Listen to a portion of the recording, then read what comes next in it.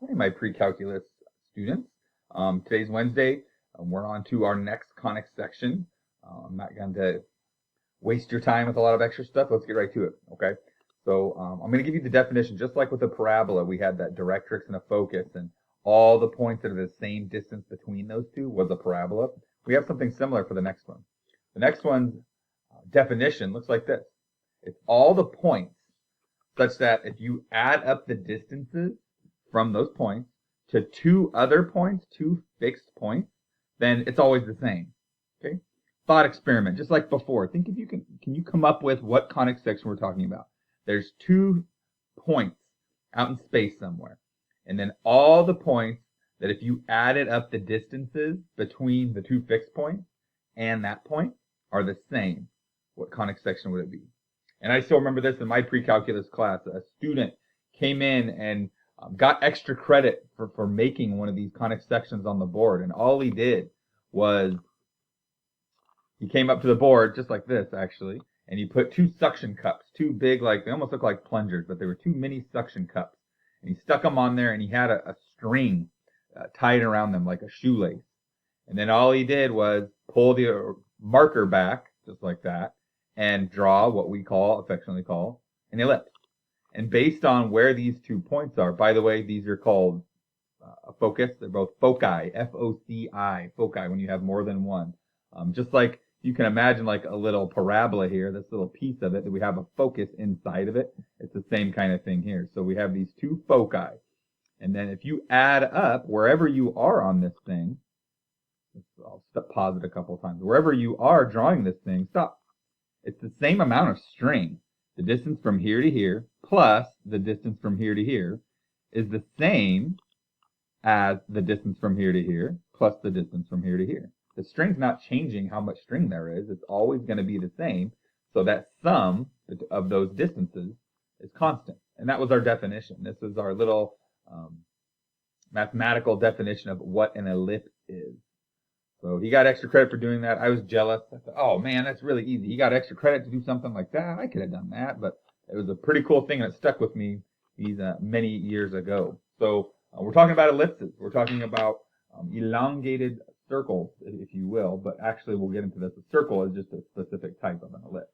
So let's go through some of the nuts and bolts of this, some of the vocabulary. Just like before, we didn't really call it the center of a parabola, but it was. A vertex, H and K, was the middle of our parabola. Well, H and K for us is going to be the middle of our ellipse. The major axis is the long way. If we connect, go all the way across our ellipse in the long direction, right? For an ellipse, it's going to be elongated in one direction, not the other. The longer one is called the major axis. The shorter one's called the minor axis. At the end of the major axis, we have these vertices. I'm actually already kind of lying to you on this note, so hopefully you're listening and you're going to fix this. This pink dot and this pink dot, those are the only vertices. Vertices lie at the end of the major axis only. At the end of the minor axis, which is the smaller one, these things are actually called covertices or a covertex. Okay? So the way I want you to kind of think about this is we're going to go to the center, HK. We're going to go up A units and put a dot. That's a vertex. We're going to go down A units and put a dot. That's a vertex. From here, we're going to go to the left B units. That's a covertex. We're going to go to the right B units. That's a covertex. And then if we just connect those with an elliptical shape, we've drawn our ellipse. Okay? The last little unit thing we're going to use to find one of the focuses isn't a word, foci, they are C units from the center. So we're going to go to the center. We're going to go up C units, we're going to go down C units, and that's where the foci will be. Obviously, I'm just looking at this, A will always have to be bigger than C because we're going to be inside of our ellipse. It doesn't make sense for the focus to be on the outside of this thing up here somewhere, right? It's kind of like a parabola. We see a little mini parabola inside of this thing, and that's why the focus is going to be on the inside of it. Okay, so that's kind of our some of our definitions here. Now let's get into a little bit of math of it. There's going to be a formula that relates A, B, and C. And it's kind of a confusing formula because we already have something called the Pythagorean theorem, which relates A, B, and C. But these are different A, B, and C's. So this formula is going to look like the Pythagorean theorem, but it's not. I'm going to call it the anti-Pythagorean theorem, the not Pythagorean theorem. And it looks like this. It's here in peach. To actually relate a, b, and c, it's a squared minus b squared equals c squared, not a plus. Okay, and that's just, I'm not going to go into the proof of it, but that's what's going to relate all these a's, b's, and c's. Okay, so just like we had vertex form for a parabola, we have standard form of an ellipse. This is how we want to write our ellipses. So it's going to be x minus h squared. Kind of looks familiar, right? Kind of looks like a parabola, but over b squared.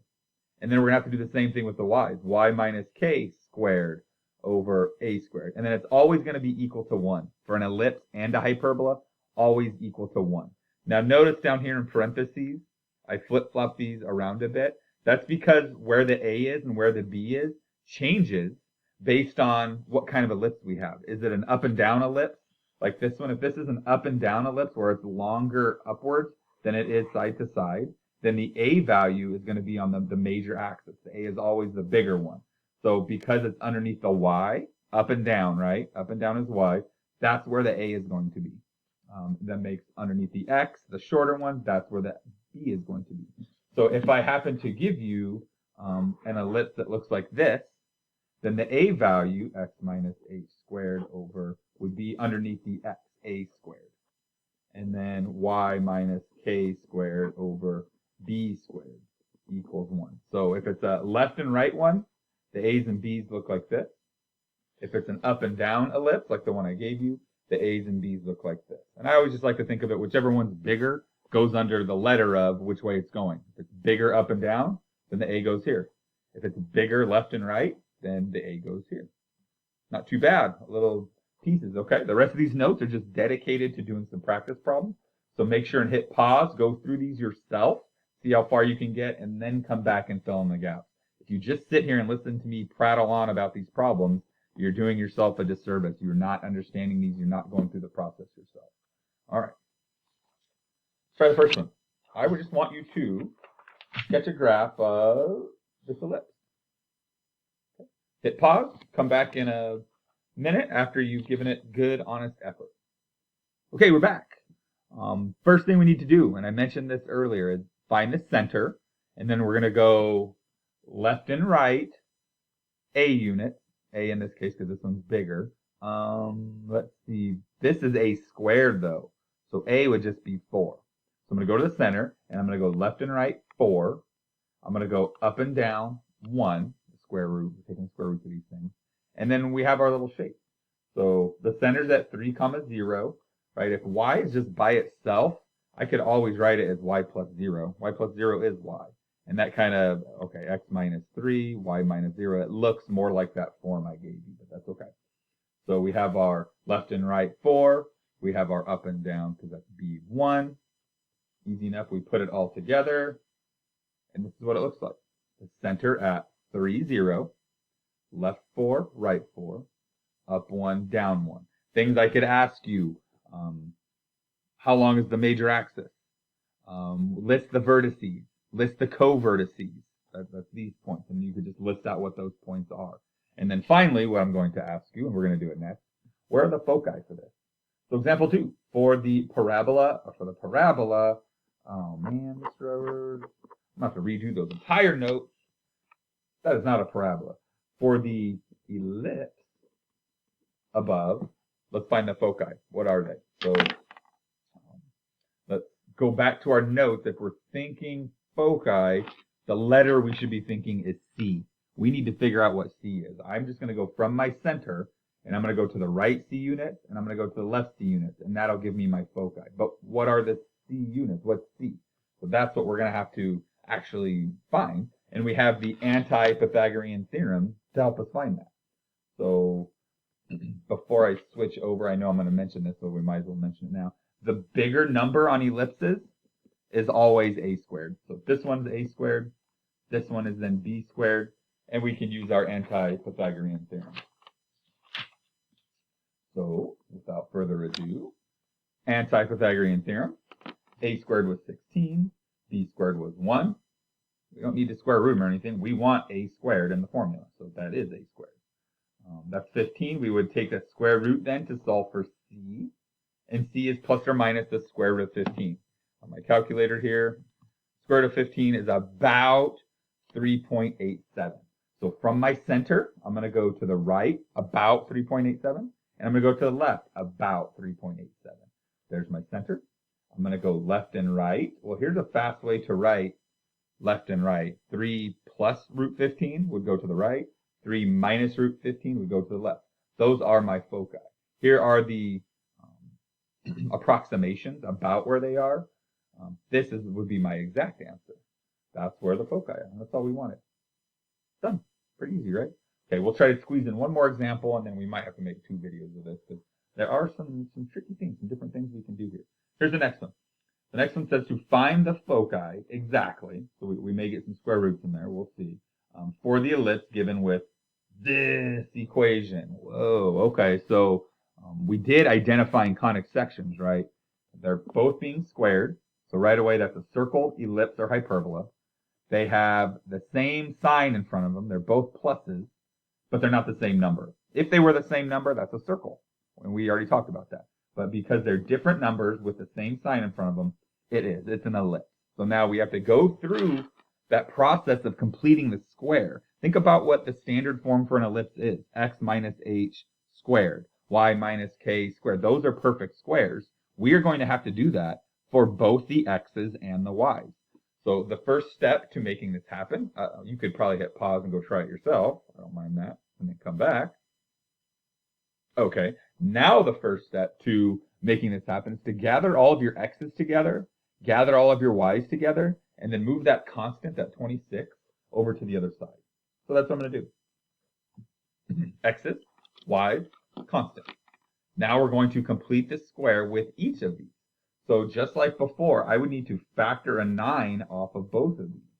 X squared plus 2x, leave myself a little room. Factor a 4 off of the y. Y squared plus 1y equals 26.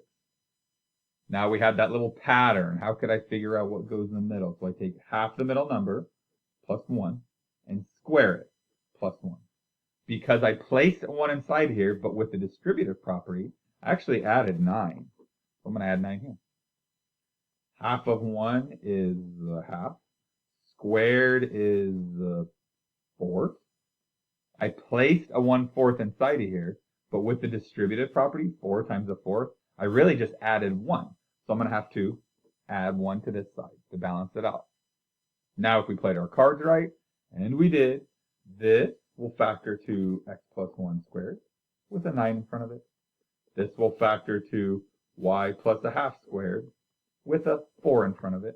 And left over here is 26 plus 9 plus 1, 36. Okay. There's all the same work. From this step right here, we want it equal to 1. To be in standard form for an ellipse, we can't have 36. So I'm going to divide this by 36.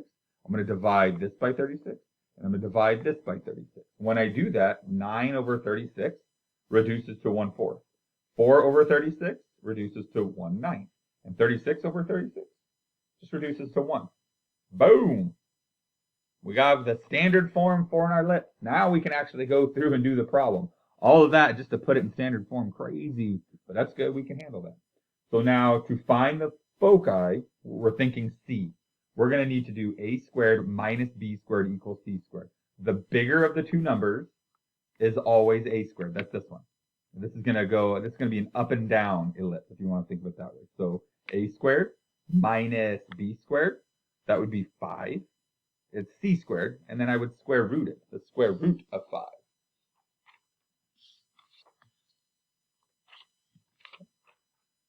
There's all the same work that I just talked about. A squared is 9, b squared is 4. We subtract them, square root it, we get plus or minus 5. So from the center of this ellipse, we want to go up and down. Remember, it was underneath the y. Up and down, we're going to change the y coordinate by plus or minus 5. Well, go back to what the thing looked like. The center is at -1, -1/2. Remember the sign flips. That still happens here. If it's inside the parentheses and we're trying to find points, we need those sign flips. Okay? So we're just going to, there's the center. We're changing the y coordinate by root 5, plus or minus 5. So here's the exact version of where the foci are. If I jam these in my calculator, I would get the approximation, and we're dancing. We have all the information we need. 15 minutes. All right, I'm going to end it there. Come back for the second part of this stamp. We just have one more practice problem to do, and then some stamp problems to hopefully iron some of these wrinkles out. All right, moving on.